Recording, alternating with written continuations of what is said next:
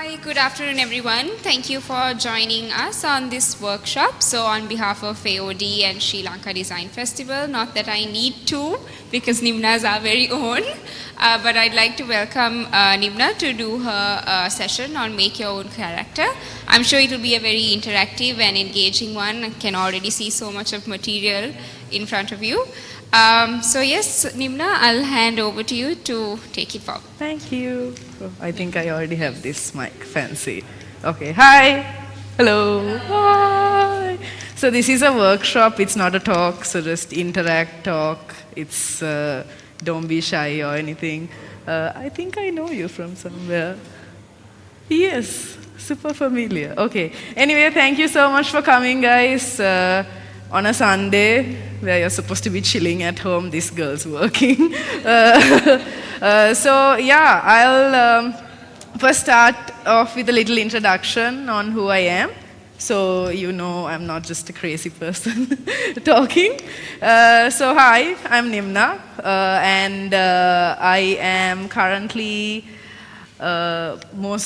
First of all, I'm a designer, and I also work here at AOD on marketing, and also I'm a tutor. I teach design history, fashion history, and art history, and I just finished my MA in design innovation, and I have to keep looking back. And also I have a clothing brand retailing at Urban Island. Before that, I worked at a homeware company called Urban Island, where I designed a lot of products, even though my background is in fashion. And yeah, so a bunch of things you can see, you can read it here. And other than that, I think it'll be a lot easier to explain in pictures what I do. So I teach, and I teach here at AOD, but recently I started realizing that meeting more people and engaging with them and sort of trying to understand why what people think about the things that I do is also important, because throughout my master's what I realized was that collaboration was an important thing. So I teach, I draw weird stuff, I make weird things, I put stickers on little, hello, come please sit. Yeah, I put stickers on like weird fruits, and I work in marketing and production, so if you saw any of the things that you saw down AOD, boards and whatnot, I do a little bit of that too. And I like music. I made a music video. That's the guy who's there is right there. And I also cook. Sometimes it's not so edible, but it still looks pretty. Yeah, and so that's just a little bit of what I do, so you know I'm not some random person just talking here telling you all to do stuff. And yeah, so we are all here because of characters. I think that's the word that you all saw in the poster, or the post and came. So again, workshop, so it's interactive, it's not a talk, please engage and talk. What do you think characters are, according to you? Anybody? What are characters? What are characters? Individuals with unique personality, yes, that's one. Again, in design, there is no right or wrong answer, so feel free to say whatever you like. What are characters? Anything? Okay, what are some of the characters that you guys have seen so far? Either in cartoons, or movies, or books, or SpongeBob, yay, awesome. Anybody else? What about you guys? What are some of the characters you all have seen? Spider-Man, yes, you told me yesterday that you really like Spider-Man. Sonic, yeah. What else? Pink Panther, yes. You're wearing one right now, Devan. Yeah, cause. Okay, so we all have an idea what characters are, so that's great. So, and I also wanted to ask you guys why you all are here. Why did you see that post, or I think some of you all came because I asked you to come. But why are you all here today? do you think we are going to do, or is it just to listen to what I have to say? I am here because I want to make stuff. She wants to make stuff. That's awesome. What about the others? I was told it was a creative workshop. Creative workshop, great, awesome. I just want to relax. You want to relax? That's great too. Okay, great. So that's awesome. So I'll tell you guys why I'm here. So I first studied fashion for my bachelor's. It's because I saw this Indian TV show where Indian designers go around the country and look at cool artisans and people, and I thought, oh, okay, if I studied fashion, I'll get to travel and do all of that fancy stuff. It was nothing like it. It was really hectic. However, I did enjoy it. And these are some of the projects that I did, and this was my grad collection. So the only thing I knew at that point was I liked to dress men up, and I liked menswear. So I explored menswear. I started a brand with these 3 t-shirts. I made these 3 t-shirts because my principal told me when I graduated, maybe you should make something to sell at this pop-up. I wanted to make heels for men. And she was like, no, just make t-shirts, you can't make heels, it's not possible. I still made heels for men, I did, but at that time it was not possible to like make it into production and sell it. So just because I wanted to make my principal happy, I made the 3 t-shirts, even though I thought t-shirts at that time was super basic and boring because I wanted to basically dress up like stars and musicians, people like David Bowie. So I made these 3 t-shirts and I put it out at a pop-up in our grad exhibition. The same grad exhibition you're here right now, so 7-8 years ago. And I realized that people really liked it. So I was like, oh, okay, cool. People bought those 3 t-shirts. And I started making the same 3 t-shirts. For 1 year, I made the same 3 t-shirts. That was the same time I started working in Urban Island. And I started retailing it in Urban Island. And then I realized... I was not. It was after Lowy. It was after Lowy. So yeah, and basically, even though people told me you need to make more things, I was like, no, these are the 3 t-shirts that I want to sell. And then I slowly realized I probably need to make more sizes, because I only had XL, and I thought everyone has to wear this XL t-shirt. And then I was basically trying to figure out a way to make more prints for these t-shirts. So I was listening to some music, drawing random things, and I drew some random faces one day. These ones. These were the first sketches that I did for the characters that you guys probably saw there, and the other characters that I have made. And yeah, so they were really weird characters with one eye, with rat ears and rabbit ears, and nothing really makes sense. And also, all of these characters for the first bit were all on clothes. So for a long time, I put these on clothes, because I studied fashion. That's what I knew, and that's what I thought I could make something out of. So I just started making more t-shirts, more collections, but I always portrayed these prints, these characters. Somehow, it was interesting, people liked it, I liked drawing them, so I just did it basically. And yeah, so it kept going, did more collections and more collections with these prints, always featuring how I can portray the characters into it, and also I slowly realized that I started liking editing these pictures and sort of telling stories with them more than actually making the t-shirts itself. Yeah, so again, put it into different products, expanded a little bit, but still I was more or less a fashion and accessories brand. Yeah, so these were some of the collections that I did, visual merchandise, and yeah, so it went on for a long while. I was making clothes, putting prints, making clothes. People still liked it, but I was getting bored of it until I think this guy came along, Blue Astro. That's the guy you saw when you walked in. And yeah, so this is the first time I started sort of working with materials and sculpting things. This was during COVID when I made those weird food that you saw earlier that I could hit people with. They were like bricks. So I had this modeling clay at home. You know the modeling clay we use when we were kids. And I just started making random things. And I made this guy and the guy over there, Blue Astro. So I was like, oh, okay, cute, weird. I imagine his head fell off and he has only one ear. I also started sort of looking into things like animation at that point. I have no knowledge in animation at all, just with my phone and Photoshop in whatever way I could sort of do something. So I don't have a lot of technical skills in what I do, but I know what I want, and I will do something to sort of get around and make it. And yeah, so basically I started developing these characters and I started sort of giving them names. Up until this point, none of them had names. It was just prints for me, prints in my t-shirts and my clothes.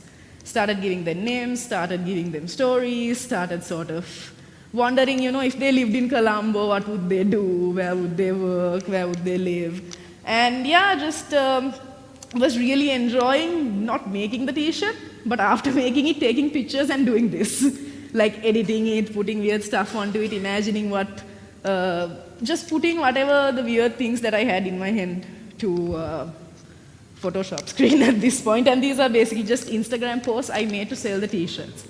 And yeah, so even with the photo shoots that I did, if you can see here, this is the actual person that I hung as a hanger. That's my friend Pumudu. So yeah, so what was fun for me was those videos and the Instagram posts, the posters. People were telling me, yeah, you're really good at illustration and graphics. I'm like, oh, okay, cool, I just make t-shirts.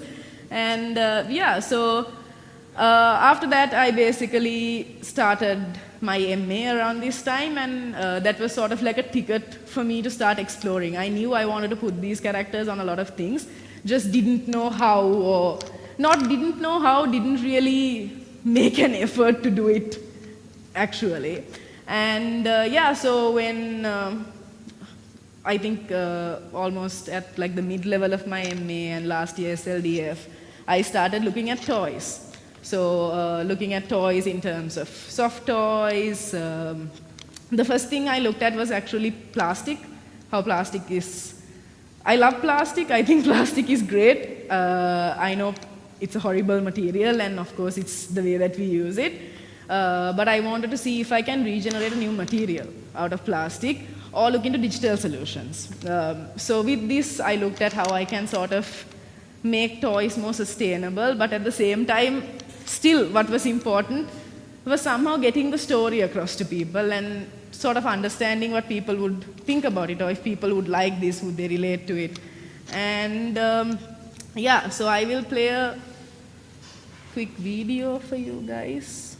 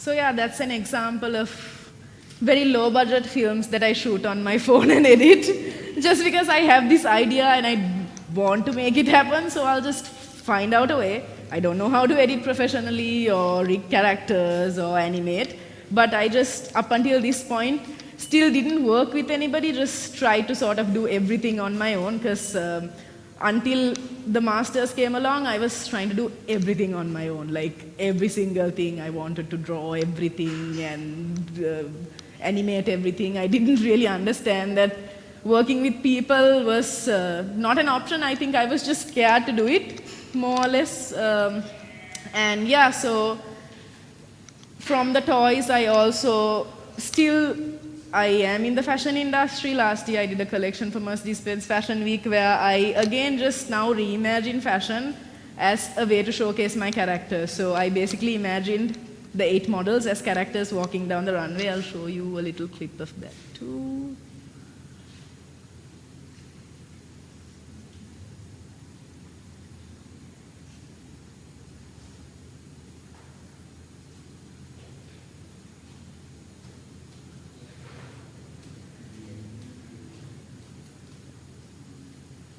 The sound is not working on this, but you get the idea. You get the idea. Let's not watch a video with no sound. Okay. Right. Yeah, so there you go. You can understand it. So basically, now the characters started getting names. I started reimagining them with outfits, personalities, started giving them jobs, delivery people, things they like. You know, if Blue Astro, for example, hates food that's circular, like pizza. I don't know why. And yes, can I go to the next slide, please? Okay, thank you. Yeah, so, and then basically, like I said, my MA was like a ticket to exploring other things than fashion and the little animations that I did. So during that period, I looked into comic books, I looked into NFTs, video games and such, and for my FMP, I basically decided to do something for Gen Alpha, for these guys here. Yeah, so basically, I turned Bond series into an endless runner. Have you guys played Subway Surfer and Temple Runner? So something like that, basically, where the game works in a way where you run through cities of Colombo, and that was also because through research I found that kids don't know where they're from. Like if you ask them what country you're from, most kids don't know now. So because of that, I tried to sort of incorporate local elements into it, but at the same time make it a little whimsical, because no one would probably play a game that looked like exactly what you're looking at, and also so that it can relate to other people too. And how the game works is basically you have incentives to incentives to play the game. So you know we all play games for that dopamine kick that we get when you pass each level. So here, when you go to the next level, you have to basically do a puzzle or answer a certain question that will help you learn, instead of sort of just playing it to go through each level. And also these puzzles and whatnot, the learning outcomes gradually grow with you, so that it's a tool that the child can grow with. And also looked into like parental control, so that parents can sort of have set time frames when they can play the game and not, because a lot of screen time causes problems in your sleep, in your mental health. So the main insight was iPads are bad for kids, but let's be honest, they're going to use it anyway. That's the future, and lots of schools use them too. So they need tools to work with, basically, not the tools. You can't just give them the iPad and put YouTube on autoplay and just let them chill. So that was sort of my insight, and I won't bore you with all of this, but my main sort of another insight that I got through a lot of research was, even through toys, in the evolution of toys, characterization has been really important. So this toy was apparently the first toy that was ever made during World War II out of celluloid, and it was also a toy. I mean, a very typical blonde doll, but still, it is a character in its sense. Then we have Fisher-Price. Have you guys heard of Fisher-Price? That mass toy production company. The first plastic collection they did was, this was a part of it, and that also has characterization in it. We've all watched the Barbie movie. Yes. Again, characters. That was the first doll that was made for little kids, for little girls, because they felt that kids don't have anybody to look up to. And also G.I. Joe was the first action figure that was made out of plastic. So again, throughout the evolution of toys, you can see characterization has played a key role. And also I wanted to tackle, in a way, inclusivity and diversity. So all the characters that you see are completely crazy and whack, and you can't say if they're male or female, what ethnicity. That's again because you don't have to put any thought into it. It's whatever you want it to be. I don't necessarily like imposing a certain feeling about my work with people. What I find more interesting is how people interpret it for me. So again, Blue Astro is an underground DJ to me who hates pizza, but to you it can be whoever you want. And yeah, so again, looked at a lot of sort of things like comic books, other people who make toys like Cos, the one you're wearing right now, yeah. Hello Kitty and comic books, local comic book strips as well, because I wanted to make it localized to a certain level at least. And yeah, so, and a few things that I like too. And yeah, worked on developing more characters, worked with people to 3D model the characters and actually make the game, worked on making how the backgrounds can look whimsical, but also local at the same time. And yeah, and finally I turned it into, I have a prototype so far only.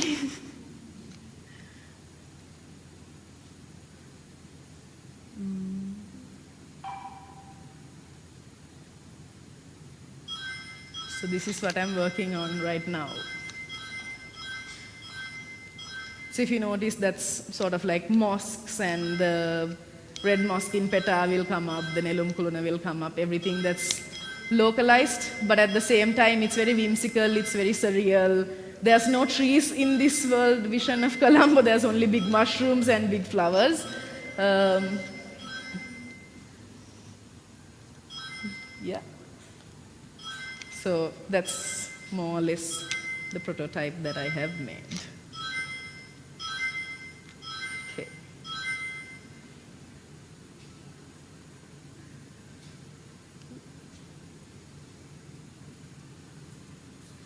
And yeah, like I said, what I realized mostly also through this MA is the power of collaboration, because if I didn't have Ravinder to make that game for me, or the 3D characters, I wouldn't have even had anything to show you guys right now. Or if I didn't have sort of people who knew animation, or helped me to write the stories and illustrate them. Pramodya is one of them. Yeah, so worked with a lot of people, worked with a lot of illustrators, comic book illustrators, to try and sort of get this done, because again I realized I can't do everything on my own. I could, but it would probably take forever, and I'll probably be like 60 when this game comes out. And yeah, so far I have these guys. There are prompts as to what they are, but these are what I think they are. To you, it can be whoever you want, because again, like I said, I really enjoy looking at how people interpret my work more than what I have to say about it. And mostly, I think also the people I have met.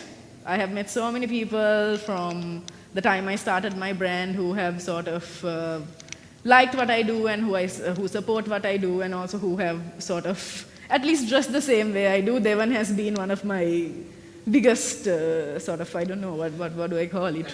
Collectors, yes, from the first collection itself. And that's why I'm here today, to meet more new people and to tell these stories and to hear what you guys have to say about what these are, and to sort of see you interpret these characters the way that you want it, right?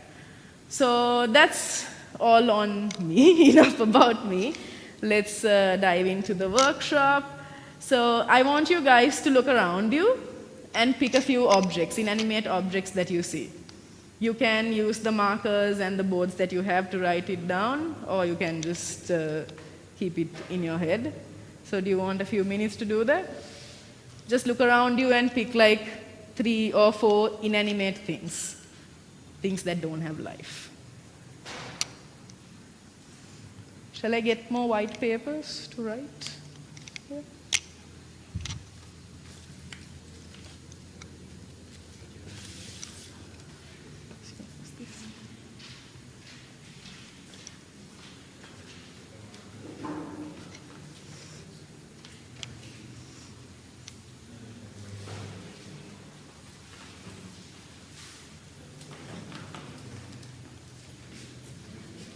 You can use these two. You can do whatever on anything, basically. Do you guys want to sit around the tables as well? Come join, yes. Small space. Come.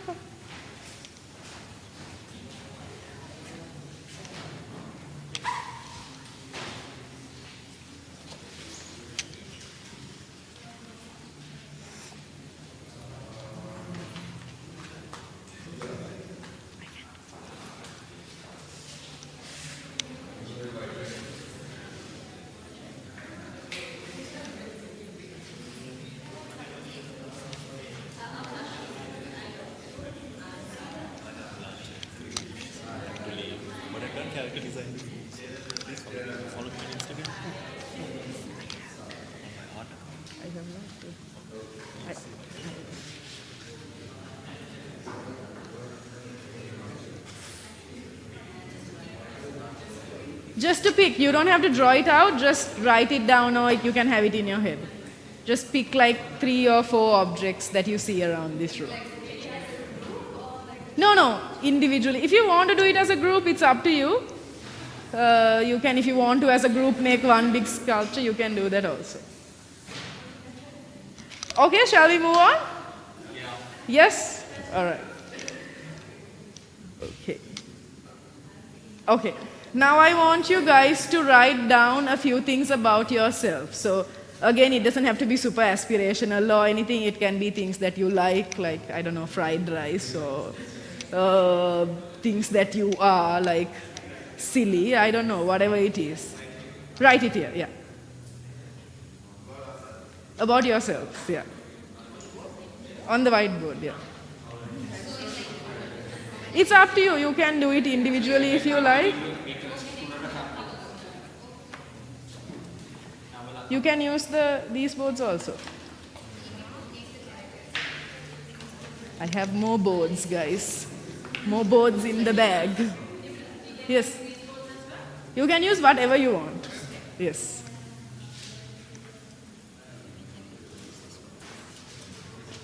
It's hard for you to write things, no? I usually write things for him.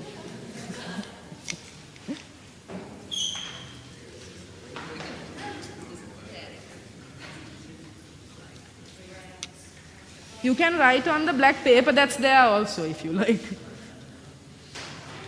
Oh, but with what? Yes. You can write on this. Right, go. Do you all have enough boards and stuff? Do you want more? I have more. I think we can split it. Okay, cool. You have enough boards? Do you want more boards? Ah, okay. Oh yeah, use anything, yes.